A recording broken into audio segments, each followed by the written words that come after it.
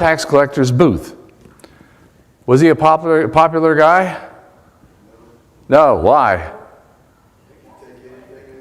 That's right. He could fix the price for tax whatever he wanted it to be. Did they? Yeah, probably. Oh, yeah.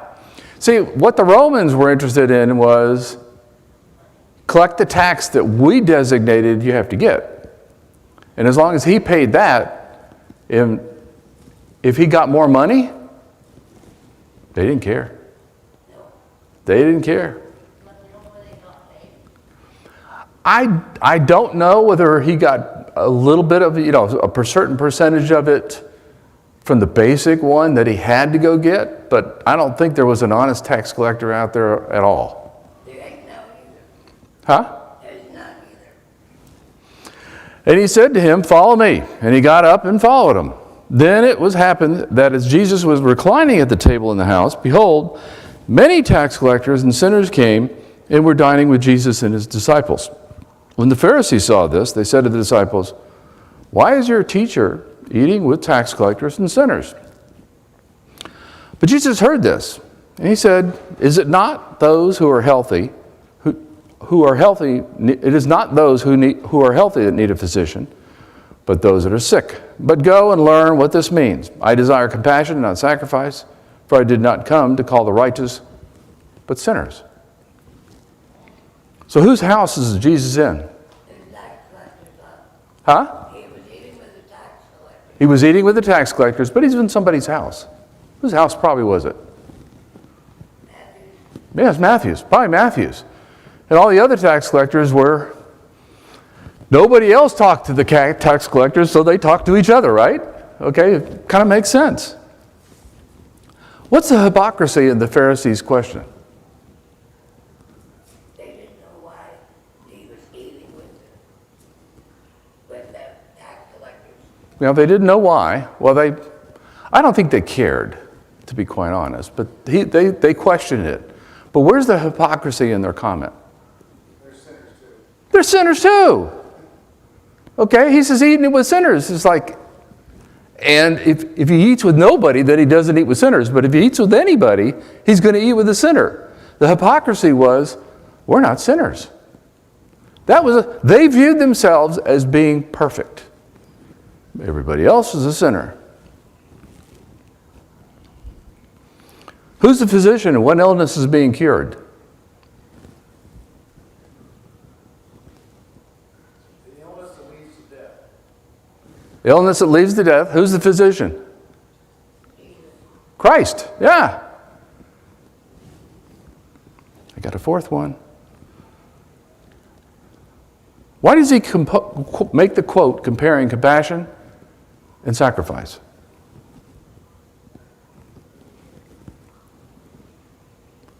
Wanda, you said something? No? Oh. He compares what is desired. Okay? I desire compassion, not sacrifice. What did sacrifice kind of represent?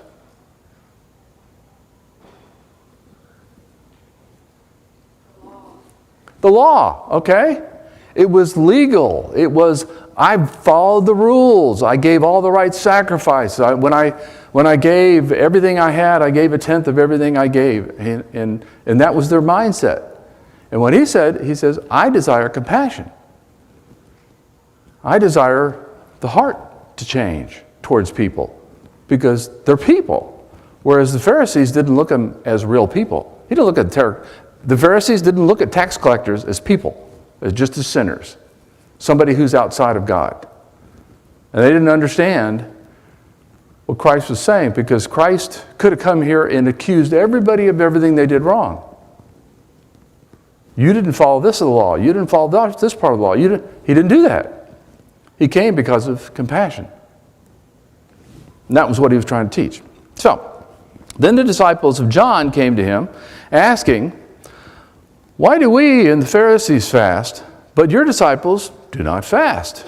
Jesus said to them, "The attendants of the bridegroom cannot mourn as long as the bridegroom is with them." Can they? "But the days will come when the bridegroom is taken away from them, and then they will fast. But no one puts a patch of unshrunk cloth on an old garment, for the patch will pull away from the garment, and the worst tear results. Nor do people put new wine into old wineskins. Otherwise, the wineskins burst, and the wine pours out, and the wineskins are ruined. But they put new wine into fresh wineskins, and both are preserved. So, what John is being referred to here?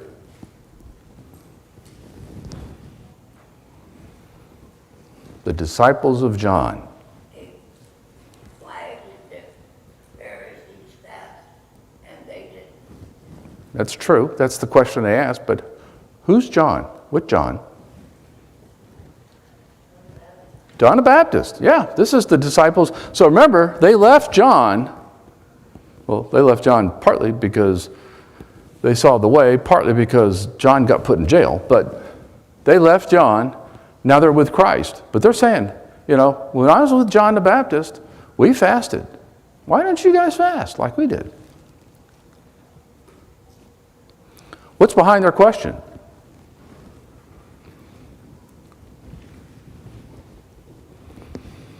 Why don't you do all the little stuff that we do to be pure? Yeah. Why aren't you following all the rules? It's the same question the Pharisees asked, isn't it? Why is he eating with sinners? It's the same question. Why should they celebrate now? Because Jesus is still alive. Yeah.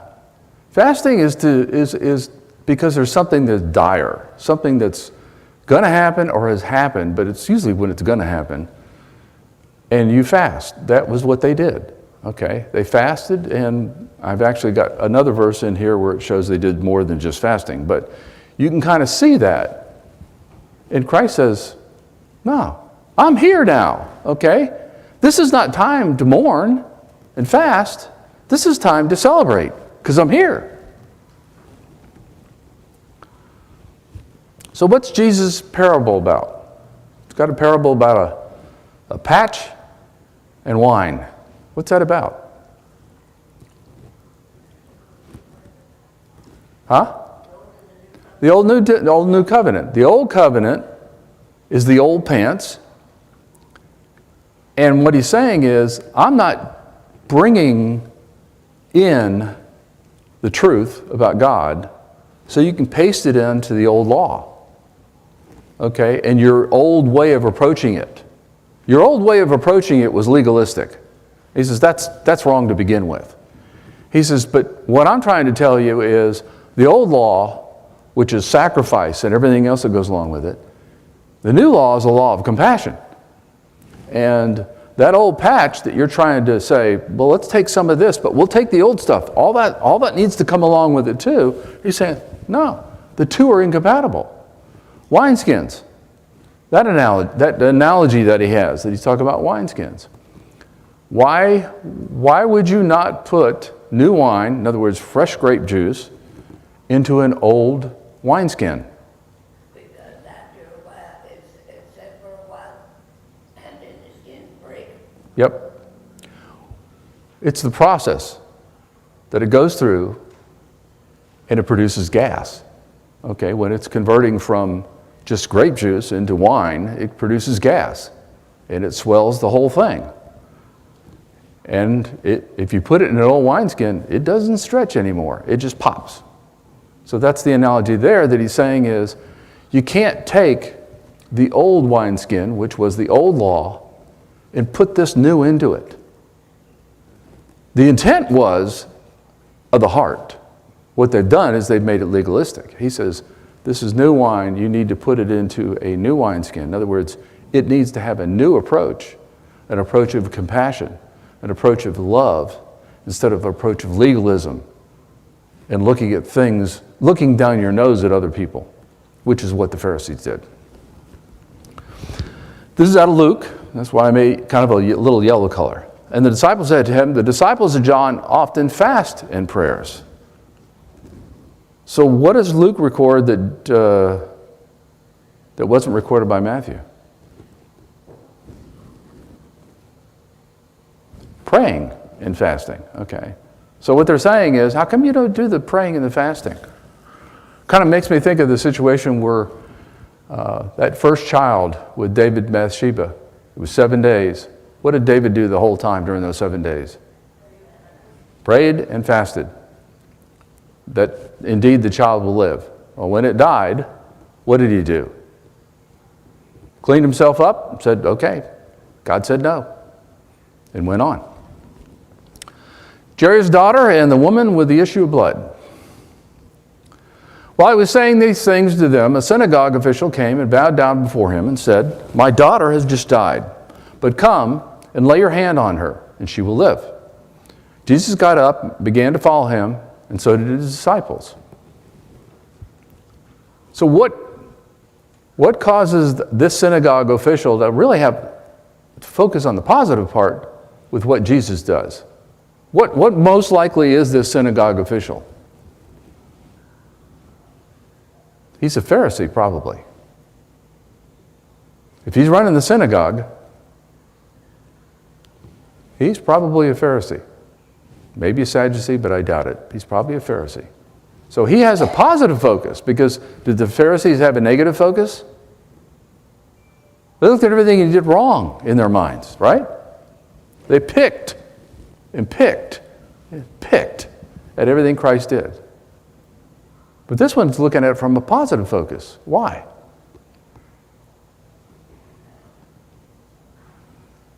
He's got a dead child.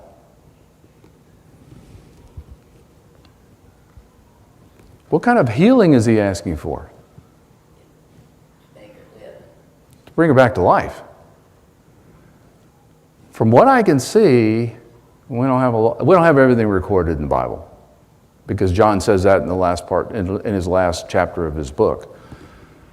But we don't have an instance where he's raised somebody from the dead at this point in his ministry, because this is the very beginning of his ministry. I don't think he's raised anybody from the dead at this point. So this official is already thinking beyond, because what has he done so far? He's healed maladies, deaf, the blind, the lame, the leprous, casting out demons. But I looked and I didn't see anywhere at this point in his ministry that he'd raised somebody from the dead. When Jesus had crossed over again in the boat on the other side, a large crowd gathered around him, and that's supposed to be a little bit pink because it's Mark. And so he stayed on the seashore. One of the synagogue officials named Jairus came up, and on seeing him fell at his feet and implored him earnestly, my little daughter is at the point of death. Please come and lay your hands on her so that she will get alive and get well and live. And he went with him, and a large crowd was following him and pressing in on him. So Mark has a little bit different twist. Who was there? Was Mark there or was Matthew there?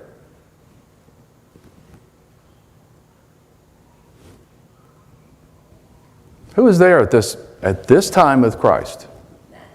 Matthew was there. Mark was not there. Mark was a kid, a young kid at that particular time.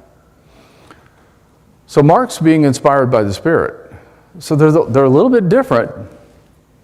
And I'm wondering whether or not Mark put in there the fact that he knew, because of the Spirit, she hadn't died, or at least she hadn't died with the man left. But she was pretty sick. She was near death when he left. So you kind of see how they can kind of play together. So what do we learn from Mark about the synagogue official? His name, Jairus. We don't learn that from Matthew's. It's probably not that important, but we do pick up a little bit more. Back to Matthew. And a woman who had been suffering from hemorrhage, so they're on their way. So this is tucked in the story about raising Jairus' daughter from the dead. And on the way, this happens. So you kind of understand the flow of what's going on here. And a woman who had been suffering from a hemorrhage for 12 years came up behind him and touched the fringe of his cloak. For she was saying to herself, if I only touch his garment, I will get well. But Jesus, turning and seeing, seeing her, said, "Daughter, take courage, your faith has made you well." At once, the woman was made well. So, what did the woman come up behind Jesus to touch only the fringe of it? Why did she do that? To get well. Yeah, but other people were going to him and saying, "Here, I want you to, I want you, you know, I'm sick, I need help." Blind people came up to him and said, "Please, will you heal us?" Why did she just kind of sneak up behind him, a little touch, and then that was it? Why'd she do that?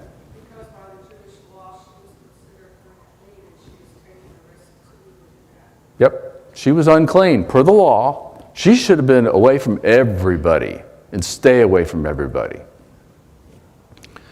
So if you want a little bit more information as to what's going on with this woman, what gospel would you look at?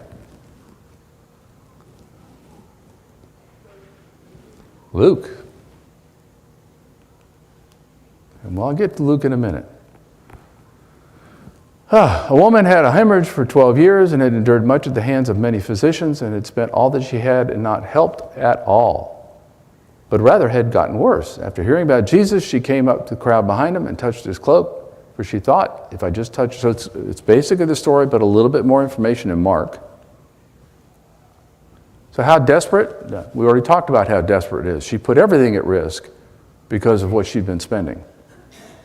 Immediately, so Mark gives a more detailed explanation than Luke, which is unusual. Immediately, the flow of her blood was dried up, and she felt in her body that she was healed of her affliction. Who was Mark writing to? What mindset was he writing to? The Roman mind, the power of Rome. So he goes into detail to say just how dramatic this change was. Immediately, Jesus, perceiving in himself that the power proceeding from him had gone forth, turned around in the crowd and said, "Who has touched my garments?"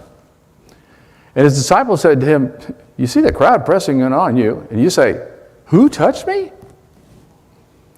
And he looked around to see the woman who had done this. So he asked the question, but I think he knew the answer.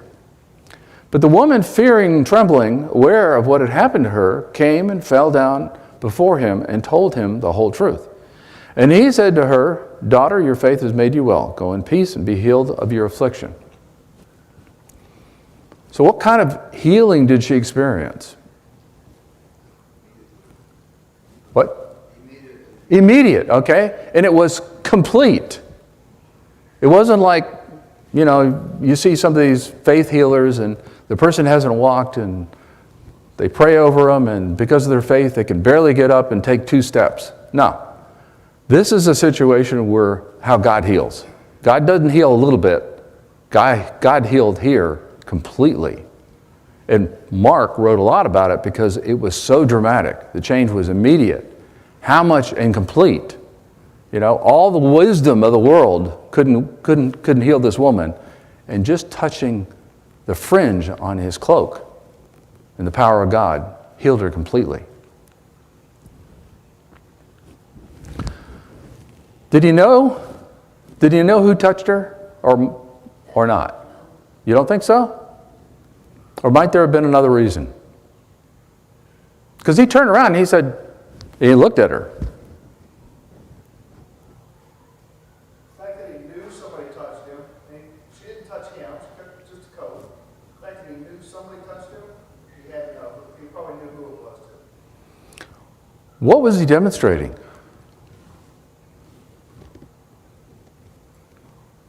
You're going to have a bunch of material for next week, Doug. What was he demonstrating? Didn't he use this as an example to teach about faith? I think that's why he said, "Who touched me?" And everybody had to stop. Who touched her? Who touched him? Who was it that did it? Well, they didn't know. How are we supposed to know who touched you? All these people, they're all pressing on you. They're all touching you. What are you talking about? I think he used it as an example. To really look at somebody to say, here's somebody with faith. They just had to touch the hem of my garment to be healed. and healed so dramatically. When Jesus came into the official's house, so now we're off of that story, back to the original story, which is going to Jairus' daughter. And he saw the flute players in the crowd in noisy disorder. He said, "Leave, for the girl has not died, but is asleep." And they began laughing at him. But when the crowd had been sent out, he entered and took her by the hand, and the girl got up. The news spread throughout all the land. So what's happening in the house? Memorial. Yeah. These people are mourning the loss of the girl. What did the crowd think of Jesus? They laughed at him. They thought he was a joke or jerk. Obviously, she's dead. Who went in with Jesus? Do we know at this point? We know he went in, but we don't know who went with him. But back to Mark. While he was still speaking, they came from the house of the synagogue official saying, "Your daughter has died. Why trouble the teacher anymore?" But Jesus, overhearing what was being spoken, said to the synagogue official, "Do not be afraid any longer, only believe." So you get a little bit more of the story. And he allowed no one to accompany him except Peter and James and John, the brother of James. They came to the house of the synagogue official, and he saw a commotion, and the people were loudly weeping and wailing. And entering in, he said to them, "Why make such a commotion and weep? The child has not died, but is asleep." So you get filled in a little bit more detail from Mark. Why did the synagogue, the people, they were from the synagogue, why did the people there say, "Don't bother to come, she's dead"? Well, they believed he could heal, but at this point they didn't understand the power of the devil. Yep. They said, "Okay, we know he's a healer, but she's dead. Nope, no reason for him to come because she's died. He can't do anything." So what was their faith like? Zero. Had no faith. They began laughing at him, but put them all out, he took along the child's father and mother and his own companions and entered the room where the child was. Taking the child by the hand, he said to her, "Talitha, come," which translated means, "Little girl, I say to you, get up." It's two words, can have that whole sentence, which is kind of interesting. Immediately the girl got up and began to walk, for she was 12 years old. And immediately they were completely astounded. And he gave them strict orders that no one should know about this. And he said that something should be given her to eat. Remember when Christ came back from the dead? What did he kind of prove to show that he really was physical? He ate something. So this is kind of proof that she's like, who went in with Jesus? Who do we know went in with Jesus? James, John, Peter, and her parents. Why did he give strict orders not to tell anyone?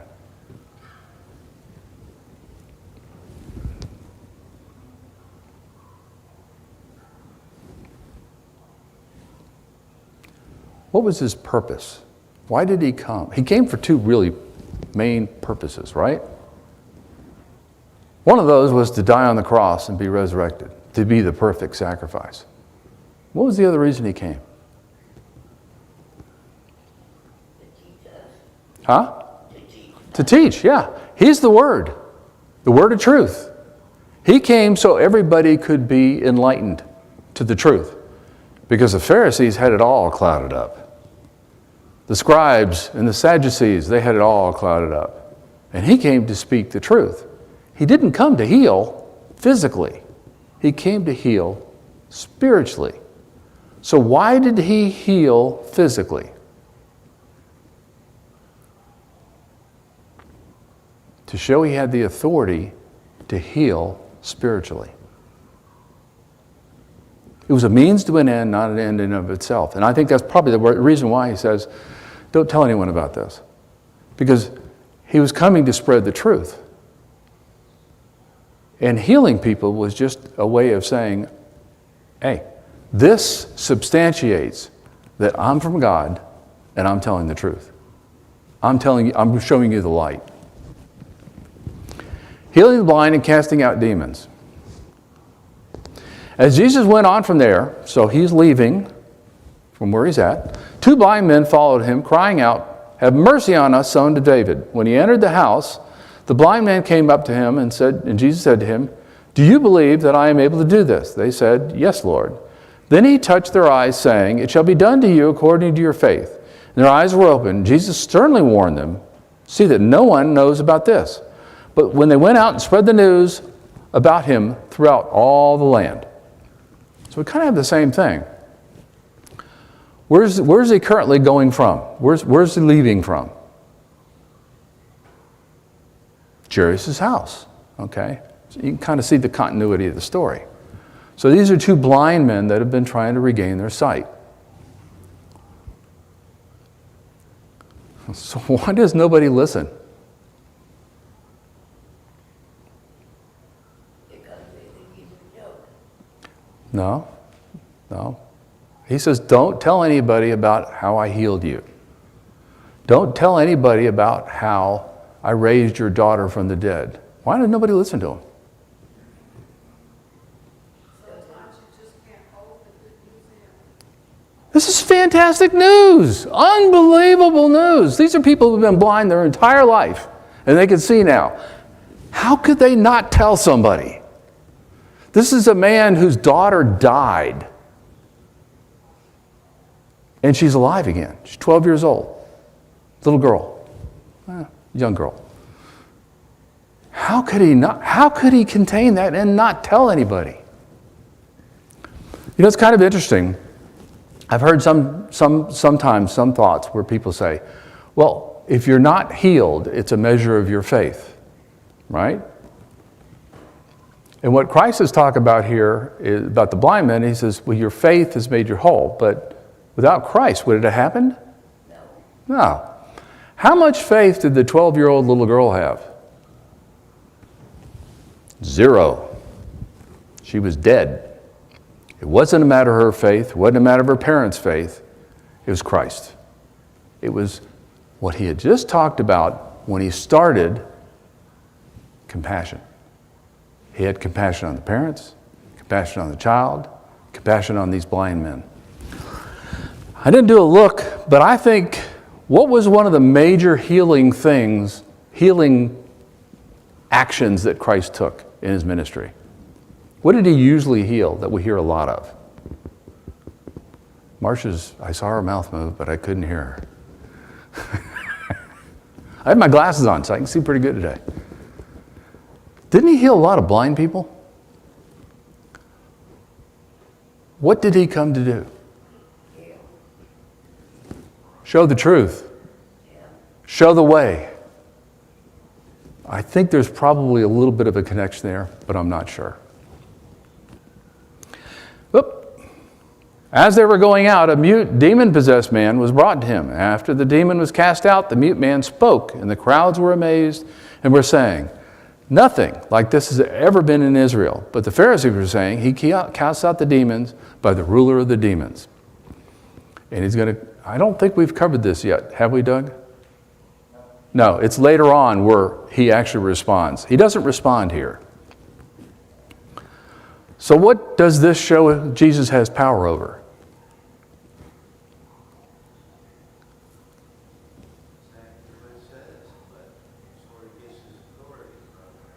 He got his authority from God. He has his power from God. He has the power of God.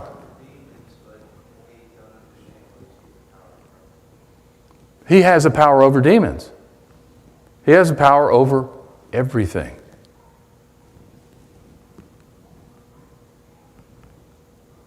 So who's following along trashing him? Pharisees. Every chance they get, that's wrong.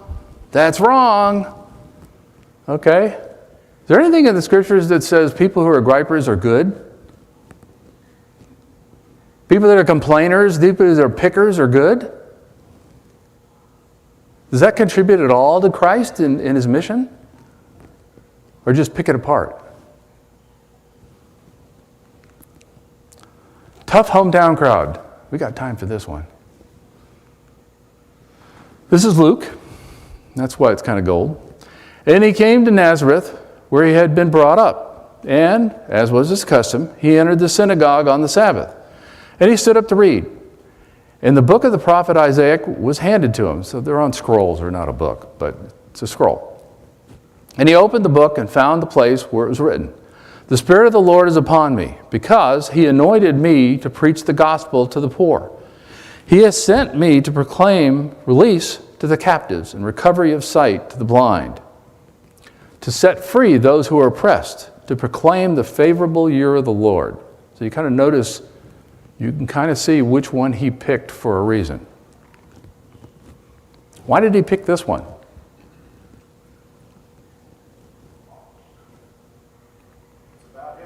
It's about him. And it's the first time he's been home. When he lived in Nazareth, he was at the synagogue all the way up through until when he started his ministry. But this is the first time he's been back since he really started his ministry. Since the Spirit descended on him like a dove because John the Baptist baptized him. Now he's into, I'm the Son of God, okay? And I'm going to proclaim it. I'm going to let everybody know who I am. And I've brought the truth. Notice in here also, he says that it has in here out of Isaiah, it says, "In recovery of sight to the blind."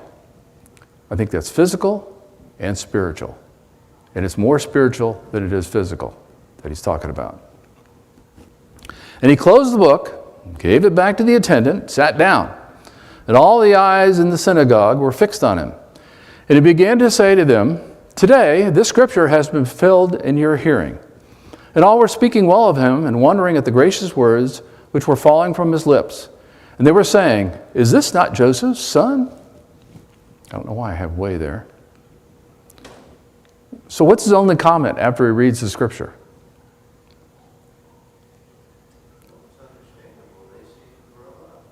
Yeah, but what's his comment? His. He sat down and he says, "It's me. They just read about me."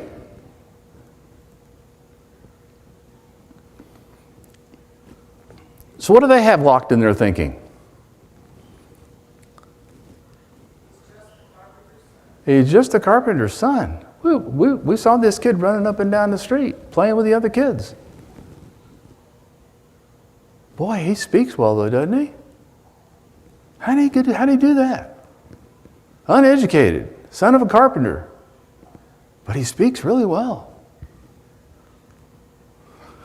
He said to them, "No doubt you will quote this proverb to me, 'Physician, heal yourself.'" So what's he been doing so far up until this point? He's been teaching, he's been preaching, but he's been teaching. But what else has he been doing besides teaching? What have the people been doing? Bringing people who were sick that needed to be healed. Whether they had demons, whether they were blind, whether they were deaf, whether they were lame. So he says, "Physician, heal yourself. Whatever we heard was done at Capernaum, do here in our hometown as well." And he said, "Truly I say to you, no prophet is welcome in his hometown. But I say to you in truth, there were many widows in Israel in the days of Elijah, when the sky was shut up for 3 years and 6 months, when a great famine came over the land. And yet Elijah was sent to none of them, but only to Zarephath in the land of Sidon, to a woman who was a widow. And there were many lepers in Israel in the time of Elisha the prophet, but none of them was cleansed, but only Naaman the Syrian." So what seems to be his attitude towards the Nazareth residents?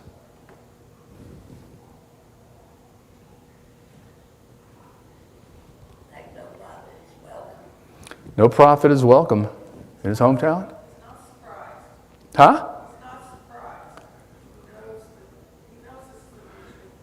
Yep. He knows how they're responding. And he says, I know you're looking for a show. I know you want a magic show. You want to show all these wonderful things that you've heard about in Capernaum. You want to be wowed. And I'm not going to do it. And then he tells this parable, or not this parable, he tells a story about Elijah, right? He knows what they want. So why does he tell the story of Elijah? What's going on in that story? There's a famine because there's a drought in Israel. It doesn't rain for a little over 3 years and 6 months, 3.5 months, 3.5 years. It doesn't rain at all, okay?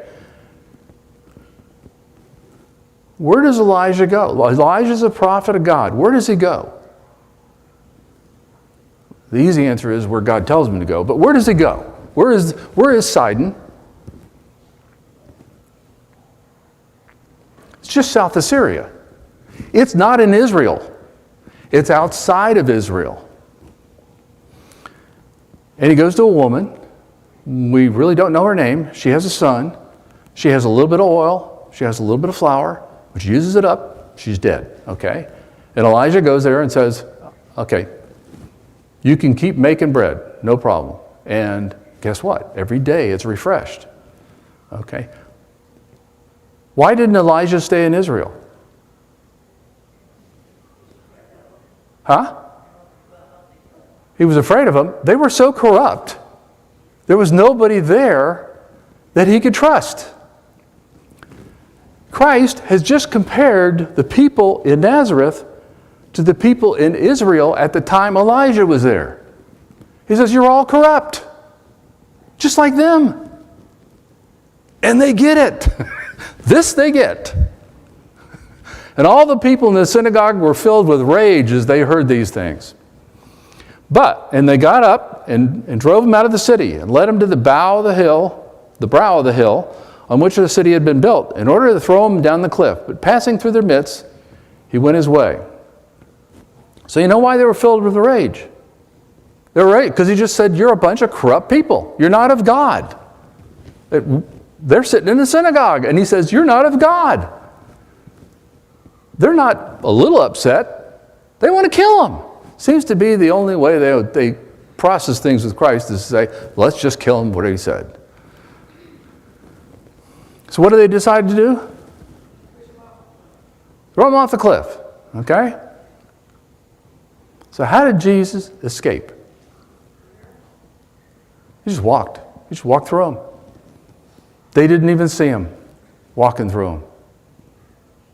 He just walked and left Nazareth, and from what I can tell, I don't think he went back. Because he couldn't talk to anybody because their hearts weren't soft.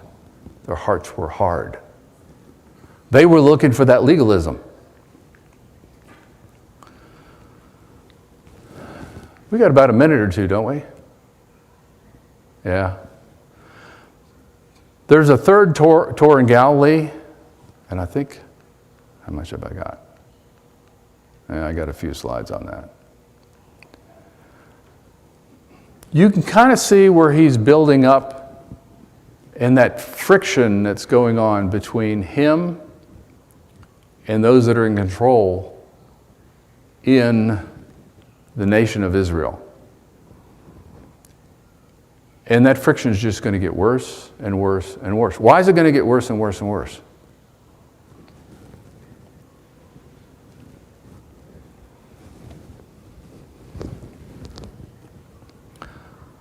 Who's the friction between? Christ and who?